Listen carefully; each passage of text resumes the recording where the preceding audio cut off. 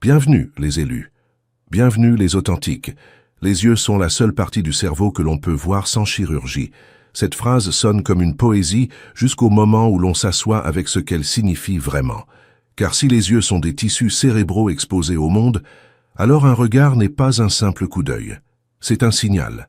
C'est de l'information qui quitte un système nerveux pour entrer dans un autre. Et certains signaux n'apaisent pas. Certains signaux interrompent. Ils déstabilisent des systèmes de croyances entiers. Ce n'était pas de la paranoïa, ce n'était pas de la superstition, ce n'était pas de l'ego. C'était du comportement observé, mesuré, documenté.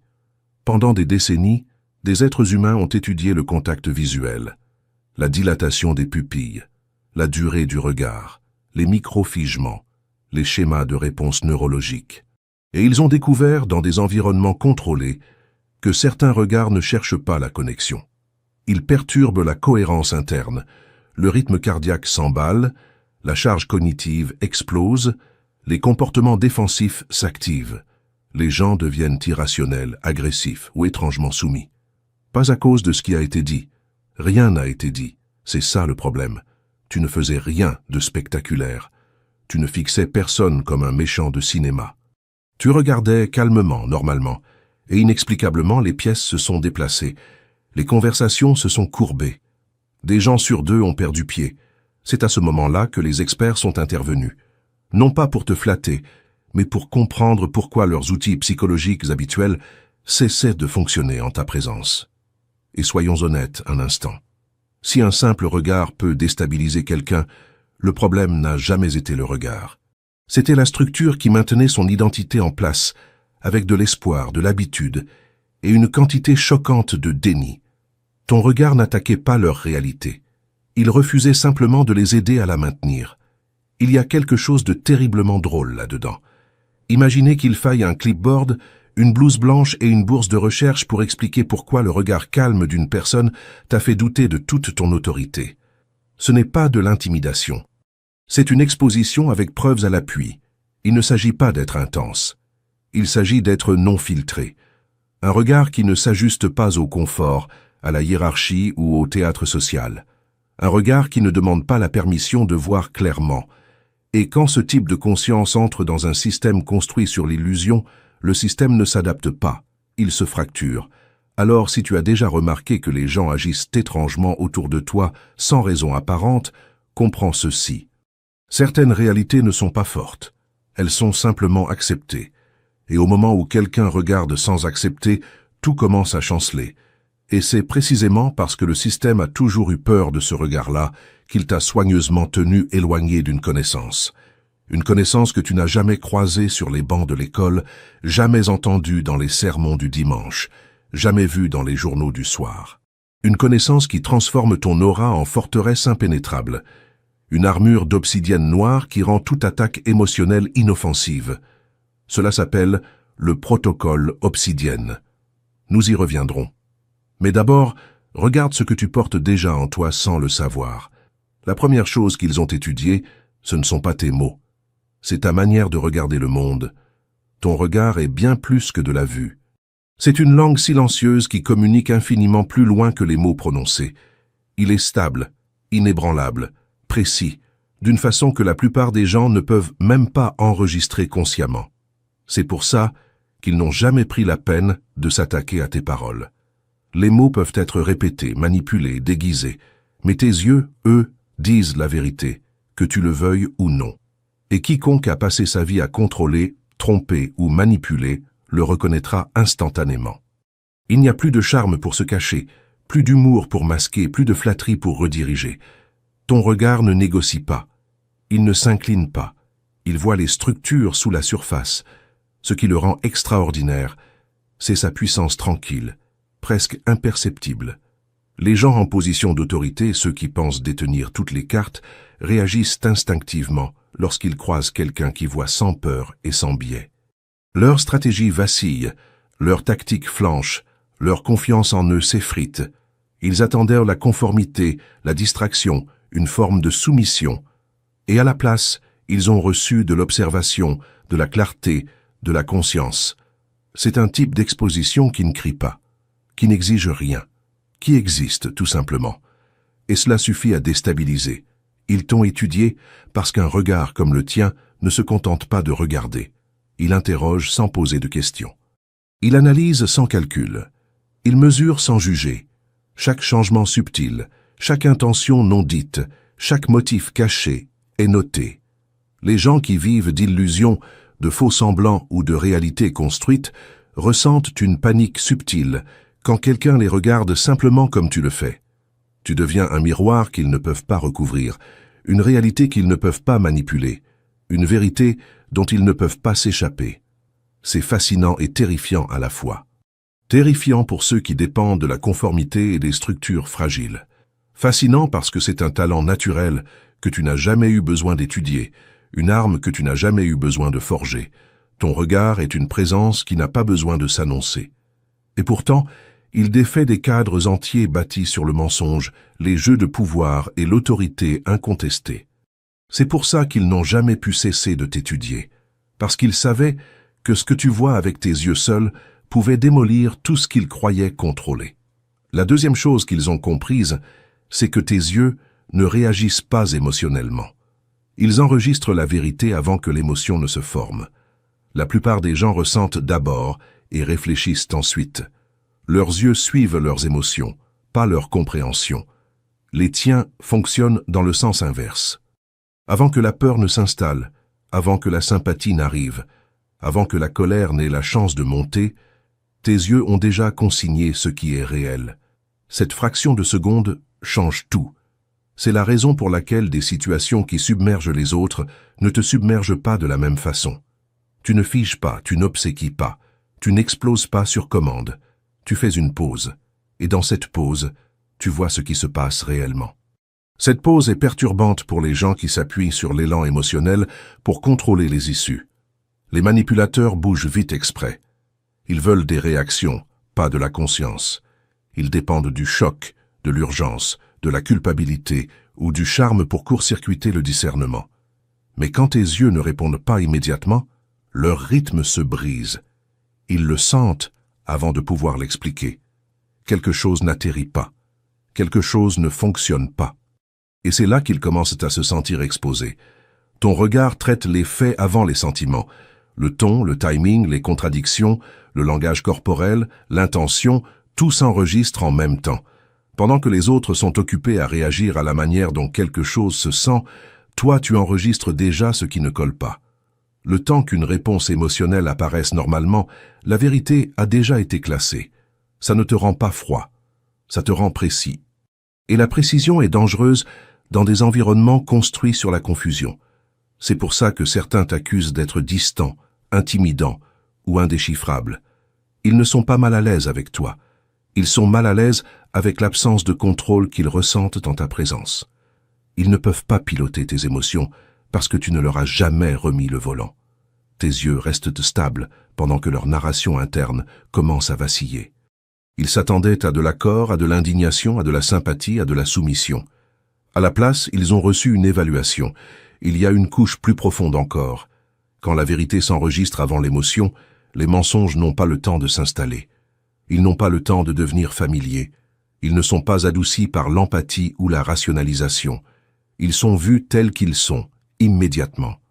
C'est pour ça que les gens qui vivent dans les demi-vérités ou l'autotromperie réagissent si violemment à toi. Ton regard court-circuite le délai sur lequel ils comptent. Au fond, ce n'est pas que tes yeux manquent d'émotion, c'est qu'ils refusent d'être détournés. Et dans un monde où la manipulation émotionnelle est une monnaie, ce type de clarté est perçu comme une menace. CTA2, protection. C'est exactement ici, élu, que se situe la ligne de fracture entre ceux qui se font vider et ceux qui deviennent impénétrables. Parce que ton don d'empathie, sans protection, devient ta plus grande faiblesse. Tu attires comme un phare dans la nuit, et les vautours le savent. Ces gens qui se tournent vers toi quand ils ont un problème, mais qui disparaissent quand c'est toi qui tombes.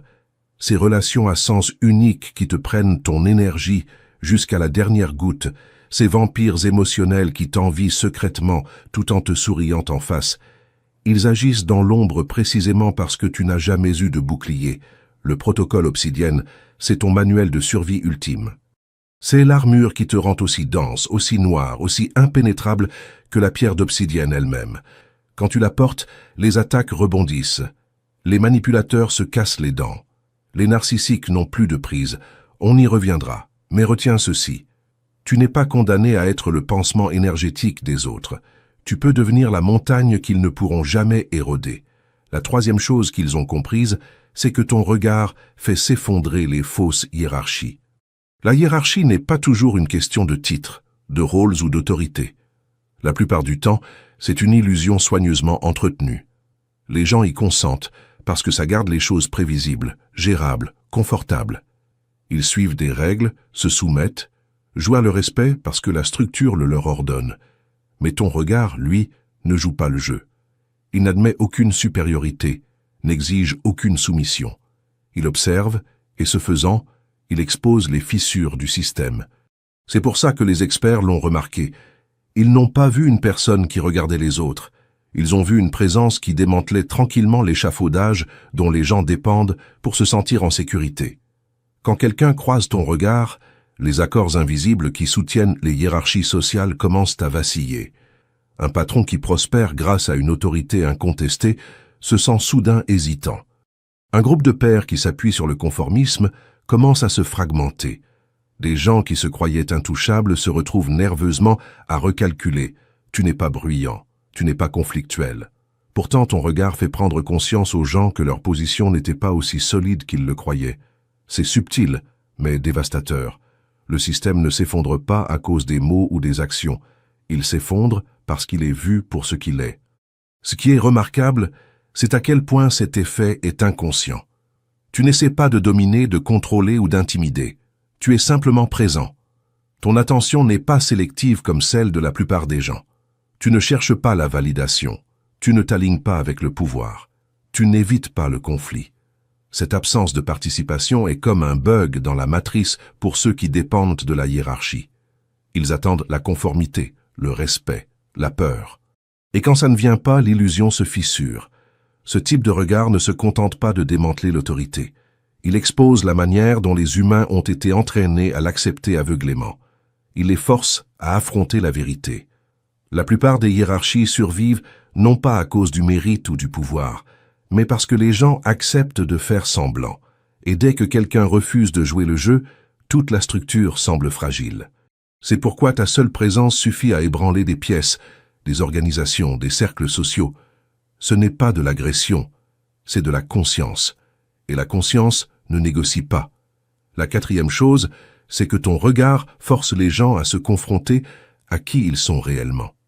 La plupart traversent la vie cachée derrière des couches, des habitudes, des rôles, des excuses et des performances qui les protègent des parties d'eux-mêmes qu'ils ne veulent pas voir.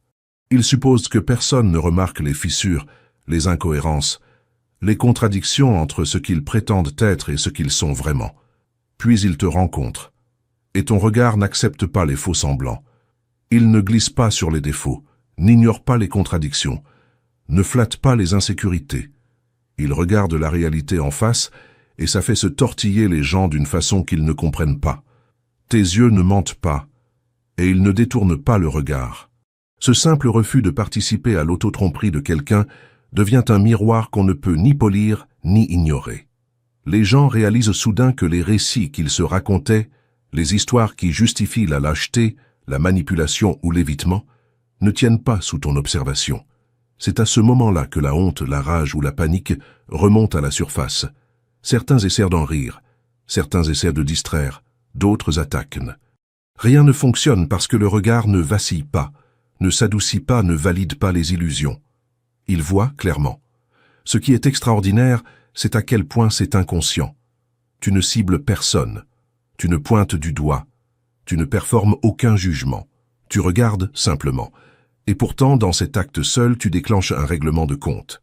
Les gens se confrontent à la vérité qu'ils ont évitée pendant des années, la vérité qui ne rentre pas dans leur image commode d'eux-mêmes. Cette confrontation est désordonnée, inconfortable, terrifiante pour ceux qui ont tout investi dans la mascarade de ce qu'ils ne sont pas. Ton regard devient une force qu'ils ne peuvent pas contrôler, une pression silencieuse avec laquelle ils ne peuvent pas négocier. Ils n'humilient pas, c'est eux qui s'humilient. Ils n'exposent pas, c'est eux qui s'exposent. Et c'est pour ça que ta présence peut être si déstabilisante. Les gens qui ont vécu confortablement dans l'auto-tromperie sont soudain forcés à la clarté. Et la clarté ne vient pas avec des instructions ou des excuses. Elle est, tout simplement. La cinquième chose, c'est que ton regard active les traumatismes non résolus des autres. Le trauma vit tranquillement sous la surface. Pour la plupart des gens, il ne crie pas toujours, mais il attend comme une ombre, prêt à se rallumer au moindre déclencheur. Ton regard ne le déclenche pas avec des mots ou des actions. Il le déclenche par ta simple présence. Il y a une clarté dans ta manière de regarder les gens qui tranchent à travers les distractions, les bravades, les défenses répétées. Tu n'as rien besoin de dire. Le passé des gens, les choses qu'ils ont enterrées ou ignorées, commence à remonter à la surface parce que tes yeux voient à travers les barrières qu'ils ont passé des années à construire. Ce qui est remarquable, c'est à quel point l'effet est instantané et involontaire. Les experts ont remarqué que même des interactions subtiles provoquaient des réponses physiologiques. Une tension soudaine des muscles, des micro-expressions de peur ou de culpabilité, de légers décalages dans la respiration. Ces réactions ne sont pas conscientes. Ce sont des rappels profonds, câblés dans le corps, d'expériences qu'ils ont évitées. Et ton regard ne se contente pas de remarquer ces réactions. Il les amplifie. Il retient l'attention sans jugement, sans indulgence, sans excuse. Et c'est précisément ce qui le rend si déstabilisant. Les gens sont forcés de rencontrer ce qu'ils évitent. Ils ressentent l'inconfort d'être pleinement vus. Et cet inconfort se manifeste souvent par de la frustration, de la colère ou une tentative de reprendre le contrôle. Ce n'est pas personnel. Tu ne fais rien d'agressif ni de manipulateur. Tu es simplement présent, simplement en train de regarder, simplement en train d'enregistrer. C'est ça la part terrifiante pour ceux qui vivent avec des blessures non guéries. Ils ne sont pas habitués à être observés sans interférence ni distraction. Ils sont habitués à des gens qui détournent le regard, excusent les comportements ou glissent sur la réalité. Mais ton regard ne se conforme pas à ce schéma. Il refuse d'ignorer, refuse d'adoucir, refuse de les laisser se cacher. Et c'est pourquoi ta présence peut ressembler à une crise pour certains. Le traumatisme non résolu qu'ils portent n'est pas le tien, mais il s'active par le simple fait que tu vois clairement. Leurs défenses lâchent, leurs récits répétés s'effritent. Et pour ceux qui comptent sur l'évitement comme stratégie de survie, ton regard ne fait pas que révéler la vérité. Il force la confrontation. Les gens se sentent exposés, troublés, mis à nu. Et tout ce que tu as fait, c'est exister et regarder. Voilà la puissance cachée dans tes yeux. Une force qui réveille des réalités enfouies sans un seul mot prononcé. La sixième chose, c'est que tu ne regardes pas pour te connecter. Tu regardes pour comprendre. Les yeux de la plupart des gens sont transactionnels. Ils cherchent l'approbation, l'empathie, la reconnaissance ou une réaction qu'ils peuvent contrôler. Ton regard ne fonctionne pas comme ça. Tu ne scannes pas pour obtenir de la validation. Tu ne pêches pas la réciprocité émotionnelle. Tu observes, tu évalues, tu absorbes des schémas. Tu essaies de comprendre les motifs, les contradictions, les vérités non dites qui façonnent le comportement. C'est pourquoi ta présence semble différente, parfois même désarmante. Les gens sentent instinctivement que tu n'es pas là pour jouer leur jeu et ça casse leur rythme habituel.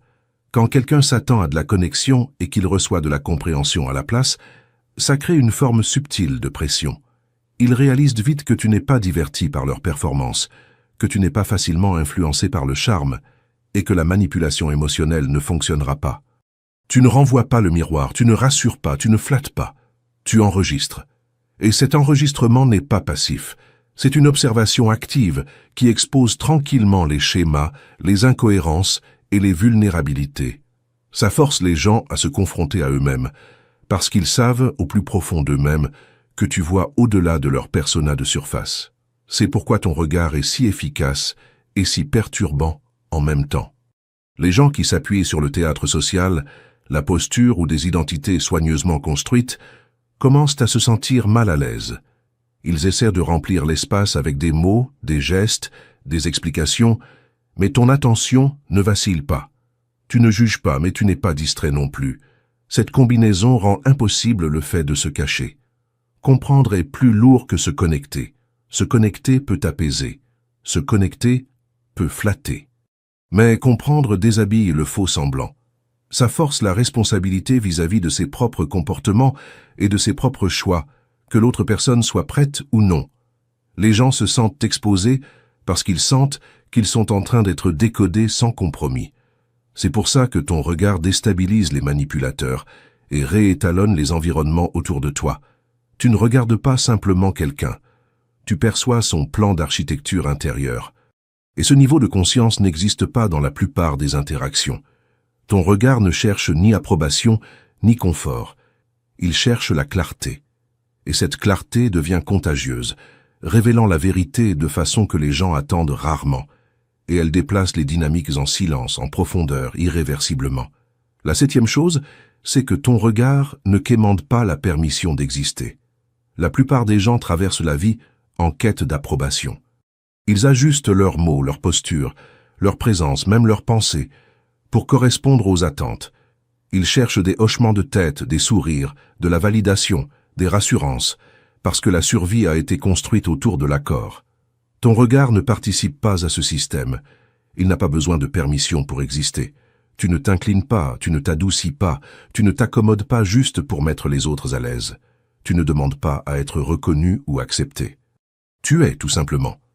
Et ça suffit à lui seul à perturber les règles non dites sur lesquelles les gens s'appuient pour se sentir en contrôle. Ce refus de demander la permission porte un poids énorme. Quand tu entres dans un espace, les gens enregistrent inconsciemment que tu ne négocies pas pour avoir leur approbation. Ils remarquent que personne ne te dit où te tenir, comment parler, avec qui t'aligner. Cette indépendance subtile déclenche quelque chose de primitif. Ceux qui opèrent par la manipulation, la hiérarchie ou la coercition se sentent menacés, parce que leurs leviers habituels, la culpabilité, la flatterie, l'intimidation, ne t'atteignent pas. Ta présence ne se conforme pas, et cette absence de conformité ébranle des fondations sur lesquelles ils comptaient depuis des années. Ce qui rend ça extraordinaire, c'est à quel point c'est tranquillement puissant. Tu n'affirmes pas de domination, mais l'absence de besoin parle d'elle-même. Les gens commencent à surréfléchir les interactions, à recalculer leurs stratégies, à tester des frontières qu'ils supposaient tenir d'habitude. L'espace que tu occupes devient le tien, non pas à cause du conflit ou de la force, mais parce que tu ne l'as jamais cédé. C'est pourquoi ton regard déstabilise les pièces, les conversations et les relations sans effort. Ce n'est pas agressif, c'est souverain. Les gens qui essaient de définir la réalité par le consensus, l'approbation ou la pensée de groupe se sentent soudain sous pression. Ils attendent la conformité, mais tu ne te conformes pas. Ils espèrent l'influence, mais ton attention ne peut ni s'acheter ni se diriger.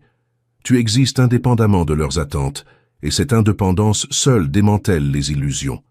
Ton regard prouve une vérité simple que la plupart des gens oublient. Tu n'as pas besoin de permission pour être là, pour être conscient ou pour observer clairement.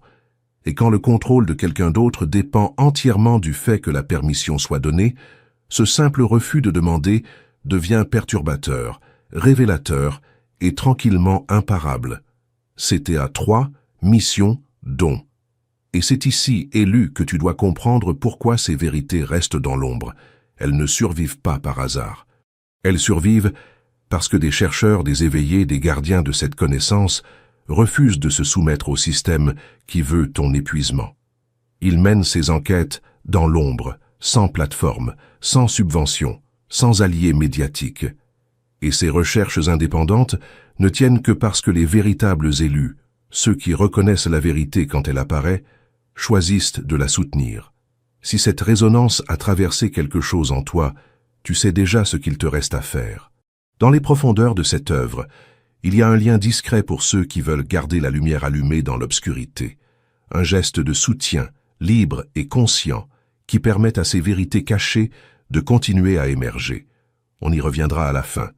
Pour l'instant, regarde encore plus profondément ce que ton regard accomplit sans que tu le saches. La 8e chose, c'est que les experts ont remarqué que tes yeux restent calmes, là où les autres se dissocient. La plupart des gens ne maintiennent pas leur clarté quand le chaos frappe.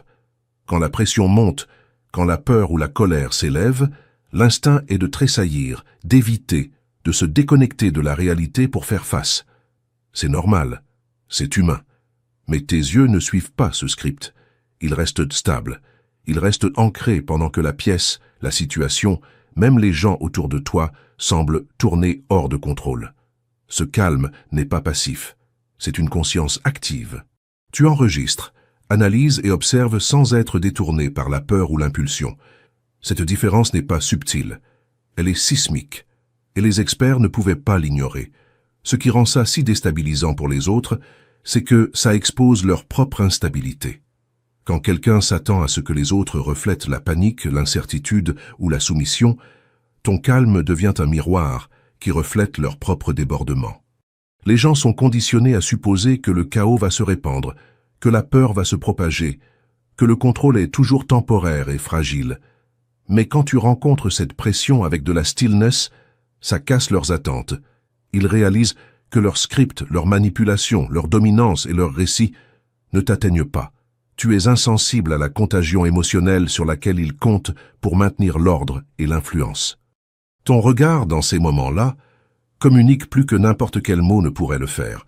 Il signale que tu es ancré à la vérité, à la réalité et à l'observation plutôt qu'à la panique ou à la performance.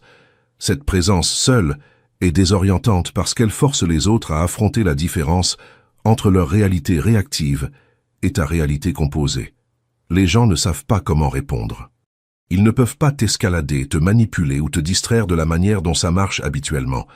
Leur stratégie échoue non pas parce que tu résistes. Elles échouent parce que tu existes dans un état qu'ils ne peuvent ni répliquer, ni manipuler. C'est pourquoi ton calme est bien plus que de la retenue. C'est une disruption. C'est une mesure de contrôle que les autres reconnaissent instinctivement, consciemment ou non. Dans les moments de confusion, de conflit ou de pression, tes yeux ne trahissent ni peur, ni incertitude, ni hésitation. Ils restent enracinés, et ce faisant, ils défont tranquillement les structures fragiles d'influence, d'attente et d'autorité autour de toi. Cette clarté tranquille, inébranlable, est rare et impossible à ignorer. La 9e chose, c'est que ton regard refuse le marchandage émotionnel. La plupart des interactions sont bâties sur l'échange. Les gens donnent ce qu'ils espèrent recevoir. Ils manipulent les sentiments. Ils échangent des réactions comme de la monnaie. Ils s'attendent à négocier les émotions, à provoquer des réponses, à acheter la conformité ou la sympathie. Ton regard ne joue pas à ce jeu-là. Il ne supplie pas, n'argumente pas, ne s'adoucit pas, n'exagère pas. Il ne cherche ni accord, ni rassurance, ni validation. Il observe, tout simplement. Et ce refus de participer au troc émotionnel est dévastateur pour ceux qui comptent dessus, pour se sentir en contrôle. Quand les gens essaient de manipuler, ils s'appuient sur des réactions, la peur, la culpabilité, la flatterie ou la colère. Ils calculent combien ils doivent provoquer ou apaiser pour obtenir le résultat qu'ils veulent. Tes yeux ne leur donnent pas ce levier. Tu ne tressailles pas, tu ne surréagis pas, tu n'apaises pas, tu ne combats pas. Tu enregistres ce qui se passe, dans sa pleine clarté, sans négocier pour le confort. Cette absence de conformité est une forme de puissance tranquille que la plupart des gens ne peuvent pas supporter. Ils commencent à se sentir déséquilibrés parce que les règles habituelles ne s'appliquent plus. Ton regard leur fait réaliser que la monnaie émotionnelle n'a aucune valeur ici. Leurs menaces, leur charme, leur coercition, même leur manipulation subtile, échouent à toutes, parce que tu n'es pas branché sur l'échange. Tu es présent sans soumission, conscient sans négociation. Ce genre de présence est rare et profondément déstabilisant pour les gens qui dépendent de l'influence par les sentiments plutôt que par les faits ou la conscience. C'est pourquoi ton regard ne fait pas qu'observer, il expose. Il révèle qui performe, qui se cache, qui essaie de manipuler et qui n'est pas prêt pour la clarté. Il force la responsabilité sans un mot. Les gens commencent à questionner leurs propres réactions parce qu'ils ne peuvent pas acheter une réponse plus douce et qu'ils ne peuvent pas en provoquer une plus faible. Ton refus de marchander les émotions renverse tranquillement la dynamique de pouvoir, laissant les manipulateurs exposés, défensifs et de plus en plus fébriles. Ce qui le rend extraordinaire, c'est que c'est sans effort. Tu n'essaies pas de dominer, d'intimider ou de contrôler. Tu refuses simplement de troquer du levier émotionnel.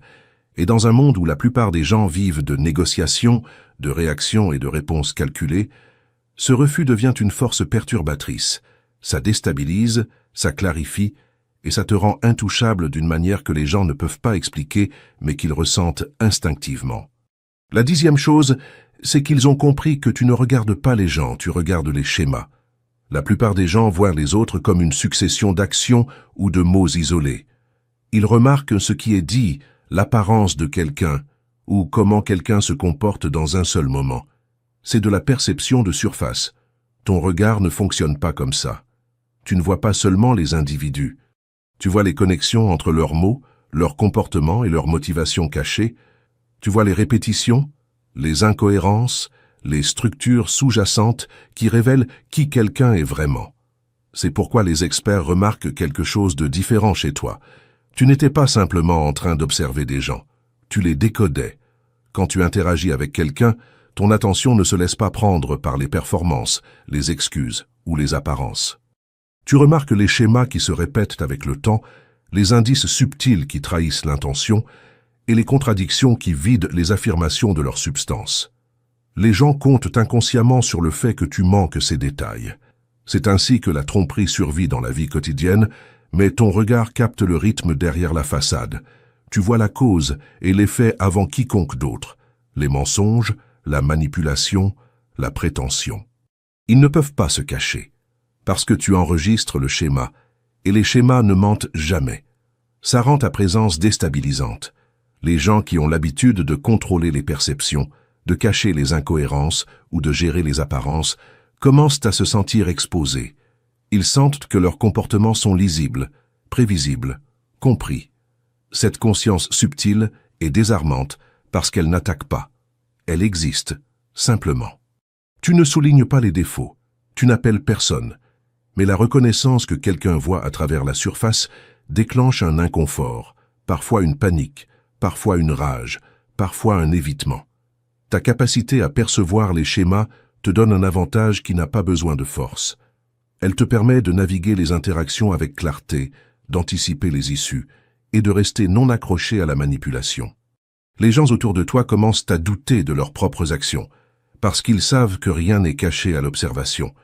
Ce regard analytique silencieux déplace le pouvoir tranquillement, mais irréversiblement. Dans un monde où la plupart des gens opèrent en fragments, réagissant au moment plutôt qu'en comprenant les tendances, ton regard est une carte.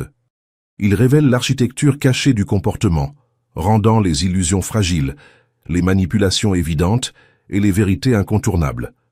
En voyant les schémas, tu vois les courants invisibles qui contrôlent les gens et les événements. Et cette conscience seule réécrit les règles de l'engagement sans qu'un seul mot ne soit prononcé. La 11e chose, c'est que tes yeux ne sillent pas quand le pouvoir bascule. Le pouvoir est fragile. Les gens s'y accrochent comme à une couverture de sécurité, croyant que la dominance, le statut ou le contrôle garantissent la sécurité et l'influence. Les yeux de la plupart des gens les trahissent au moment où ce pouvoir vacille. Ils détournent le regard, rapetissent, hésitent ou se ruent vers la rassurance. Les tiens, non. Tu ne silles pas, tu ne détournes pas, tu ne trébuches pas. Quand l'équilibre de l'autorité se déplace, quand quelqu'un perd sa contenance, quand les enjeux montent, ton regard reste stable. Cette stabilité est bien plus que de l'observation. C'est une déclaration. Elle dit sans un mot que tu n'es pas attaché aux illusions du contrôle et que tu peux tenir la clarté pendant que les autres vacillent. Les gens le remarquent instantanément. Ils comptent sur l'hypothèse que la peur, l'intimidation ou le spectacle créeront la conformité. Quand tu rencontres l'effondrement soudain d'un pouvoir avec un calme ininterrompu, ils réalisent que leurs tactiques n'ont aucun effet. Leur dominance leur semble provisoire, fragile, éphémère, parce que tu ne participes pas au rituel de la soumission ou de la distraction. Ton regard n'exige pas le respect et il ne cherche pas l'approbation. Il enregistre simplement la réalité. Et ça crée un type unique de tension. Ceux qui se croyaient intouchables se sentent soudain instables, exposés, incertains. Ils réalisent que l'autorité n'est pas inhérente à la position. Elle est contingente au fait que d'autres y croient. Et toi, tu n'as pas besoin d'y croire. Les implications vont plus loin que la simple intimidation. En ne réagissant pas, tes yeux forcent un règlement de compte. Les manipulateurs, les leaders et les opportunistes doivent tous affronter le fait que leur pouvoir est performatif. Ton calme observateur met en lumière les fissures de leur stratégie et expose la fragilité qui soutient leur contrôle. Ils peuvent essayer de reprendre la domination par le bruit, le charme ou l'agression. Mais ces efforts échouent souvent, parce que le point le plus vulnérable de tout système est révélé dans les yeux de quelqu'un qui ne scille pas. Cette capacité à rester immobile n'est pas de l'arrogance, c'est de la conscience enracinée. Tu ne gonfles pas ta présence. Tu la maintiens simplement. Et en le faisant, tu deviens un point de référence dans chaque pièce, une mesure silencieuse de vérité qui déstabilise les fausses certitudes et démantèle les illusions de pouvoir incontestable. Là où les autres paniquent, trébuchent et s'effondrent, ton regard reste ancré. Et cette différence seule change la dynamique de chaque interaction. La 12e chose, c'est que ton regard est immunisé contre les rituels d'intimidation. La plupart des gens réagissent de manière prévisible aux démonstrations de pouvoir, à l'agression ou à la pression sociale. Les voix qui s'élèvent, les gestes menaçants, les signaux passifs-agressifs, les dynamiques de groupe. Tout est conçu pour provoquer une réaction, pour plier quelqu'un à la volonté des autres, pour extraire la conformité ou la peur. Ton regard n'enregistre pas ces numéros de la même façon. Il ne rétrécit pas, ne fléchit pas, ne cherche pas la fuite. Il voit la performance pour ce qu'elle est. Et ce faisant, il neutralise l'effet recherché. C'est pourquoi les experts l'ont remarqué. Ils n'étudiaient pas l'agression. Ils étudiaient son échec en ta présence. Les gens s'appuient instinctivement sur l'intimidation parce que ça marche. Ça force l'obéissance, déplace l'attention et crée une illusion de contrôle. Mais quand tu rencontres ces comportements sans ciller, sans juger, sans participer, l'illusion s'effondre. L'énergie derrière la menace ou la performance n'a pas de cible. Ton regard ne combat pas, mais il ne se recroqueville pas non plus. Il enregistre calmement, fermement et sans compromis. Ça crée une panique subtile mais profonde chez ceux qui tentent d'intimider. Ils réalisent vite que les scripts habituels, les leviers familiers qu'ils actionnent pour dominer, sont inutiles. Leur influence s'évapore simplement parce que tu refuses de la nourrir. Ce qui rend ça si extraordinaire, c'est l'effet domino. Quand une personne ne répond pas à l'intimidation, les autres qui s'appuient sur la pression de groupe ou la manipulation collective commencent à se questionner. L'autorité du leader s'affaiblit, la confiance de l'agresseur chancelle, et la dynamique sociale commence à vaciller. Tu n'as pas besoin d'agir de manière agressive ou conflictuelle. La perturbation arrive parce que ta conscience et ton calme exposent la fragilité du rituel lui-même. Ton regard devient une force à la fois stabilisante et déstabilisante. Stabilisante parce que tu es inébranlable. Déstabilisante parce que ta clarté expose la peur, l'insécurité et les tactiques de contrôle chez les autres. Les gens qui prospèrent dans la dominance et le théâtre sont forcés de s'ajuster, de surcompenser ou de s'effondrer sous la pression d'une présence qui refuse de se conformer. Cette immunité n'est pas apprise et elle ne peut pas être contrainte. C'est une puissance tranquille qui transforme l'intimidation en irrelevance, laissant ceux qui en dépendent stupéfaits, exposés et fondamentalement troublés. La 13e chose, c'est qu'ils ont appris que ta présence accélère le délitement psychologique. Certaines présences ne font pas qu'entrer dans une pièce, elles perturbent l'air. La plupart des gens portent des concepts de soi soigneusement construits pour survivre aux pressions sociales, cacher les insécurités et maintenir le contrôle. Ils répètent des récits, ajustent leurs performances, gèrent les impressions pour créer un sentiment de stabilité. Puis tu arrives, et ta présence ne participe pas à ce faux semblant. Tu n'acquiesces pas, tu n'adoucis pas leurs arêtes, tu ne valides pas leurs illusions. Tu existes pleinement, clairement, inébranlablement. Et cette simple vérité commence à défaire le tissu que les gens ont travaillé si dur à maintenir. Ce n'est pas une question de confrontation ou d'agression, c'est une question de clarté. Les gens sont habitués à pouvoir manipuler la façon dont ils sont perçus. Ils comptent sur le fait que les autres ignorent leurs contradictions ou acceptent la performance pour argent comptant. Ton regard refuse les deux. Il enregistre tout, les motifs, les hésitations, les insécurités, les schémas non dits, les incohérences. En réponse, l'esprit de quelqu'un qui dépend de l'illusion commence à s'effilocher. Les pensées s'éparpillent, les rationalisations perdent leur prise, l'anxiété monte. Les gens commencent à se questionner, parce qu'ils sentent que rien de ce qu'ils disent ou font n'échappe à l'observation. Le délitement arrive plus vite que la plupart ne le réalisent. C'est subtil au début, une micro-expression, un battement manqué dans la conversation, une réaction défensive, mais ça s'intensifie parce que ta présence ne le nourrit pas, ne l'adoucit pas, ne le négocie pas. Tu n'apaises pas les anxieux, tu n'excuses pas les manipulateurs, et tu ne participes pas au confort des délusions. Cette absence d'accommodement est comme un projecteur braqué sur l'instabilité, forçant la reconnaissance de vérité qu'ils ont ignorée pendant des années. Ce qui rend ça extraordinaire, c'est que l'effet est inconscient pour eux. Ils ne comprennent pas pourquoi ils se sentent mis à nu ou agités. Tout ce qu'ils savent, c'est qu'ils ne peuvent pas retrouver leur contrôle habituel, et que chaque tentative de manipuler, distraire ou affirmer l'autorité échoue. Ta présence accélère l'effondrement des réalités construites, simplement en existant sans compromis. Les gens qui te rencontrent sont confrontés à eux-mêmes, sans filtre. Ta clarté ne crie pas, elle n'attaque pas, elle révèle simplement. Et ce faisant, l'armure psychologique sur laquelle ils comptent s'effrite plus vite que quoi que ce soit d'autre ne pourrait le faire. Voilà la puissance d'être pleinement présent, sans faux semblant. La 14e chose, c'est que leur réalité s'effondre parce que ton regard ne confirme pas leurs mensonges. La plupart des gens survivent dans une toile d'accords, d'illusions et de compromis non dits. Leur réalité dépend du fait que tout le monde achète la même histoire.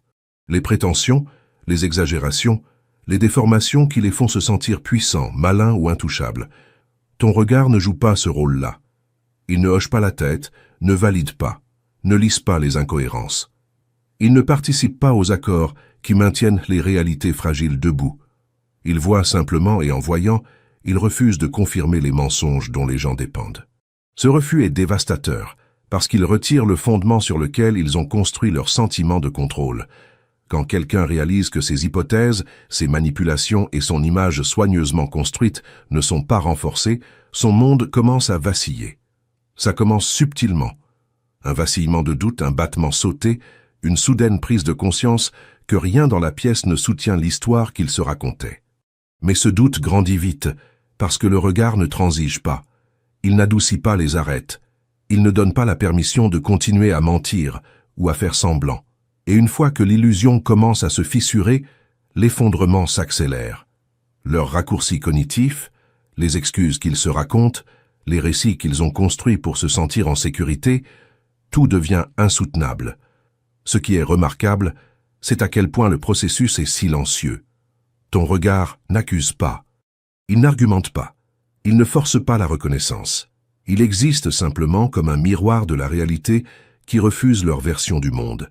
Et ce refus silencieux porte un poids que les manipulations, les mots ou la confrontation ne pourraient jamais atteindre.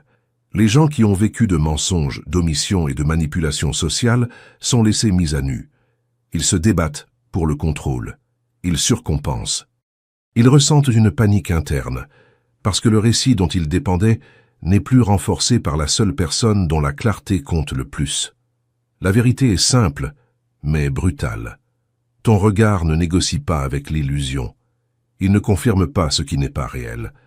Et dans un monde construit sur le déni collectif, refuser la confirmation suffit pour tout démanteler. Ta présence seule déstabilise les réalités, expose les faiblesses et force la confrontation avec des vérités que les gens ont passé leur vie à éviter. C'est pourquoi leur réalité s'effondre. Ce n'est pas de ta faute. C'est la conséquence naturelle d'être pleinement vu sans compromis, sans alignement, et sans validation de ce qui n'est pas vrai. CTA 4. Identité. La vérité est indéniable. Ta présence, ton regard et la clarté que tu portes sont des forces qui n'ont pas besoin de crier, de pousser ou de manipuler. Chaque regard que tu donnes, chaque moment où tu observes sans compromis, a le pouvoir de démêler les illusions, de briser les prétentions et d'exposer les vérités cachées que les gens désespèrent à se cacher, à eux-mêmes et aux autres. Tu ne t'appuies pas sur l'intimidation, les mots ou le théâtre. Ta force réside dans ta stillness, dans ta conscience, et dans ton refus de participer au marchandage émotionnel ou à la validation des fausses réalités. Et c'est ici que tout se joue, élu. Adopter le protocole obsidienne, c'est reconnaître enfin ce que tu as toujours été.